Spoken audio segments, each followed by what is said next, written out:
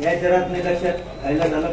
नाही आता येतो बापू एक आमचा विषय होता आमच्याकडे कर्मचारी कमी तुम्ही बोला ना तुमचे मुद्दे कारण की आमच्याकडे 4 एक वाजता मी एकटाच आहे मला पण कलोड झालाय बापू लोक बेजार आहे ना याला जर पैसे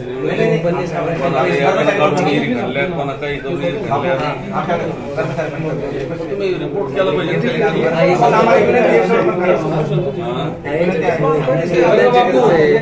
यांच्याकडे स्टाफ तुम्ही जर बसले ना जागेवर ते पेंटिंग परवा काढून द्या फक्त तेवढे बापू बाहेर ठिकाणी असते राहिलेले परवा जागेवर जेवढे ईएस झाले तेवढे रिटर्न आणा सगळेच काम होते हे सोडलेले ग्राम रोजगार सेवक मार्फत येतात बाहेर ठिकाणी चर्चा आहे तुम्ही जरी आमच्याकडनं मागत नसेल पण ग्राम रोजगार सेवकावर दबाव टाकू नका त्यांच्याकडनं ही मागणी घेऊ नका हे कामं कसे करतील तुम्ही त्यांच्यावर जे प्रेशर आणतात डिपार्टमेंटचे लोक बापू हे सर्व आपले ग्राम रोजगार सेवक आपण जर डायरेक्ट गेलो मध्ये तुमचा याचा संबंध नाही सरपंच आणि ग्रामसेवक मीटिंग मध्ये कॅबिन मध्ये या आम्ही त्यांना संपर्क साधणार अशी बीडीओ मॅडमची भाषा आहे या भाषेला कुठतरी हे आळा बसायला पाहिजे कारण लोकप्रतिनिधी या सर्वांना अधिकार आहे हे मनमानी चाललेलं आहे इथं सर्वस्वी लाभार्थींना अधिकार नाही का की आम्ही प्रतिनिधी आहे तालुक्याचं पद दिलेले आम्हाला अधिकार नाही का लोक जनतेच्या प्रश्नासाठी आम्हाला पद दिले ना तुम्ही आम्ही तळमळीनं जनतेचे लोकांचे कामं घेऊन जातो हे बीडीओ मॅडम दारात येऊ देत नाही लोकांना तुमचा काय प्रश्न आहे तुमचं काय नाही ते जे ग्रामसेवक आणि सरपंच येतील जर हा ग्रामसेवक सरपंच विरोधाचा असेल त्या गावातल्या लोकांनी काय करावा त्या गावात लोकांनी काय करावं सरपंच तर जाणून बुजून काम करणार नाही ज्या गावात विरोध असेल त्यावर गट तट आपण त्यासाठी आपले रेडी आज छत्रपती संभाजीनगर तालुका पंचायत समितीमध्ये शेतकऱ्याच्या वेगवेगळ्या योजनेच्या माध्यमातून जी शेतकऱ्याची या ठिकाणी पिळवणूक होत आहे अनेक योजने शेतकऱ्यांनी राबवल्या पण त्यांना आत्तापर्यंत पैसे मिळाले नाही अशा सगळ्या योजनेची माहिती घेण्यासाठी फुलंब्री मतदारसंघाचे विद्यमान आमदार सन्माननीय बागडे साहेब यांनी 15 दिवसापूर्वी आम्हाला सर्व कार्यकर्त्याला सांगितलं की अनेक लाभधारकांचे त्यांना फोन चालू होते जेणेकरून ज्या शेतकऱ्यांनी विहिरी खोदल्या कोणी गोठ्याचं बांधकाम केलं आहे काहीनं 2-2, 3-3 वर्षी झाली पैसे नाही म्हणून याचा शेतकऱ्याशी चर्चा करून 30 तारखेला आम्ही पंचायत समिती जिल्हा परिषद आणि जिल्हाधिकारी तहसीलदार यांना सगळ्यांना निवेदन दिलं आहे आणि निवेदन दिल्यानंतर या ठिकाणी आज BDO साहेब गटविकास अधिकारी BDO मॅडम यांची वेळ घेऊन भेट घ्यायला आम्ही सर्व शेतकरी सर्व प्रतिनिधी या ठिकाणी आलो असता अचानकपणे जाणीवपूर्वक BDO मॅडम यांनी आज रजा टाकून या ठिकाणाहून निघून गेल्या खरं तर हे जनतेचे सेवक आहे जनतेची सेवा करायचं यांचं काम आहे अनेक शेतकरी या ठिकाणी त्यांना पेरणीला पैसे नाही अनेक शेतकरी व्याजानं पैसे काढून त्या ठिकाणी विहिरीचं काम करतात गोठ्याचं काम करतात आणि आज त्या या ठिकाणी निघून गेल्या शेतकऱ्याला न भेटता म्हणून या ठिकाणी शेतकऱ्याचा संताप व्यक्त झालेला होता परंतु आपले सहाय्यक गट विकास अधिकारी साळुंके साहेब या ठिकाणी आले आणि ते बोलले या ठिकाणी शेतकऱ्याच्या जे प्रश्न आहे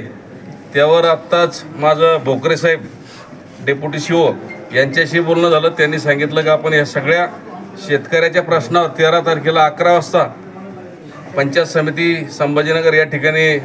जनसुनावणी ठेवण्यात आलेली आहे म्हणून मी सगळं शेतकऱ्याला या ठिकाणी आवाहन केलं की आपली माहिती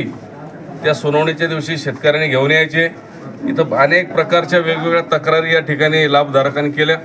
पण लाभधारकांनी सांगितलं का एका विहिरीला आम्हाला 20,000 रुपये द्यावं लागतात गोठ्याला 15,000 रुपये द्यावं लागतात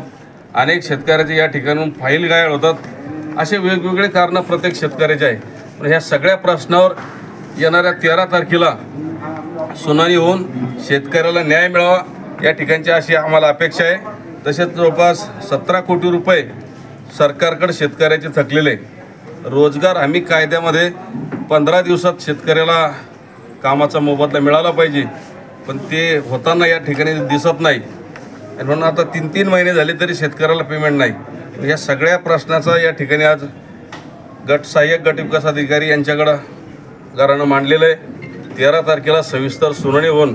या ठिकाणी शेतकऱ्याला निश्चितपणाने न्याय मिळेल अशी शासनाची अपेक्षा आम्हाला सगळ्यांना आहे. आणि शासनालाही कळकळीची विनंती आहे की असं येणाऱ्या काळामध्ये येत्या सुनावणी झाल्यानंतर लगेच शेतकऱ्याला पेमेंट खात्यावर अदा करावं, त्यांचं पेमेंट काम केलेल्या कामाचे पैसे शेतकऱ्याला द्यावे अशी विनंती आहे. आताच काही शेतकऱ्यांना अजून दुसरी एक या ठिकाणी हे केले,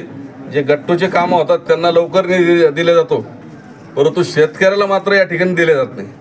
कॉन्ट्रॅक्टरला पैसे दिले जाते,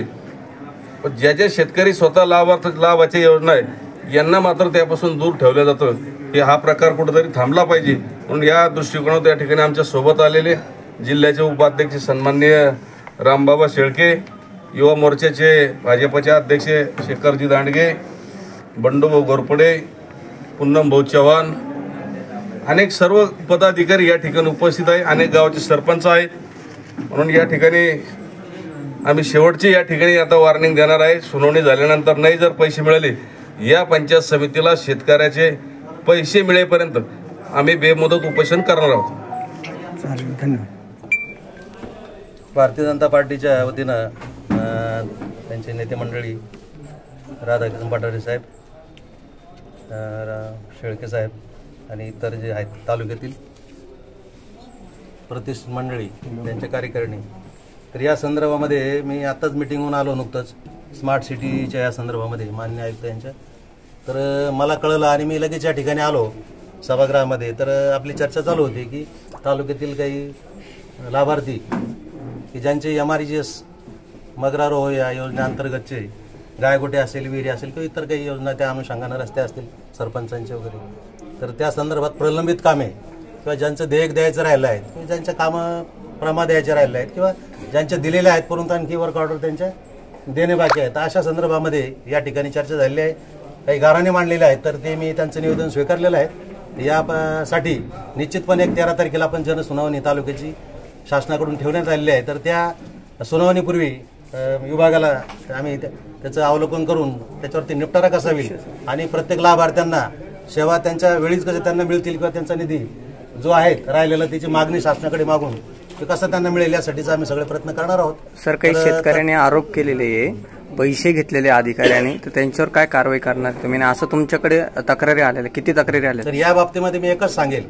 की कुठलेही MRGS असेल किंवा कुठलीही योजना असेल शासनाची, ही तळागाळात आणि गरिबापर्यंत